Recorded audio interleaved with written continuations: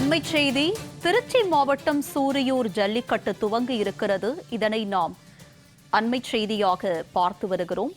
சூரியூர் ஜல்லிக்கட்டு துவங்கிய நிலையிலும் பாலமேடு ஜல்லிக்கட்டு இன்னமும் துவங்கவில்லை. சூரியூர் ஜல்லிக்கட்டு துவங்கிய நிலையிலும் புகழ்பெற்ற மதுரை பாலமேடு ஜல்லிக்கட்டு போட்டி இன்னும் துவங்கவில்லை. தற்போது திருச்சி மாவட்டம் சூரியூரில் ஜல்லிக்கட்டு போட்டியானது துவங்கி இருக்கிறது. இது பற்றிய கூடுதல் விவரங்களோடு இணைகிறார் எமது செய்தியாளர் பெரியசாமி. அவரிடம் விவரங்களை கேட்டு பெறலாம். பெரியசாமி, சொல்லுங்க, தற்போது சூரியூரில் ஜல்லிக்கட்டு போட்டி துவங்கி இருக்கும் நிலையில் இது பற்றிய விவரம். அதாவது திருச்சி மாவட்டத்தில் முதல் முறையாக பெரிய சூரியில் பாரம்பரிய முறையாக ஜல்லிக்கட்டு விழா நடைபெற்று வருகிறது.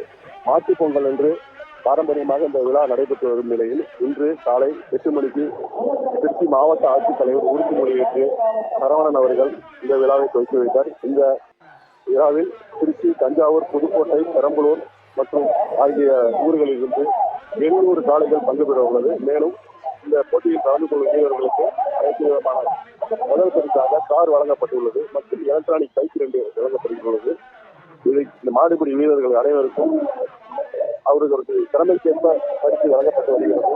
இந்த விழாவில் அனைத்து மாடு பிடி வீரர்கள் மற்றும் மாட்டு உரிமையாளர்களுக்கு வேட்டி சேலை மற்றும் பாரம்பரியமாக வழங்கப்பட்டு வருகிறது. இந்த விழாவில் திருச்சி மாவட்டத்தில் உள்ள சுற்றுப்புற உள்ள பொதுமக்கள் வந்து கண்டு கொள்கிறார். இந்த திருச்சி மாவட்டத்தில் முதல் முறை ஜல்லிக்கட்டு என்பதால் அனைத்து ஏற்பாடும் செய்யப்பட்டுள்ளது. நிர்வாகம் சரியில்லாத காரணத்தினால் சரியாக ஏற்பாடு செய்யப்படவில்லை என கூறப்படுகிறது. உங்களுடைய விரிவான விவரங்களுக்கு நன்றி பெரியசாமி.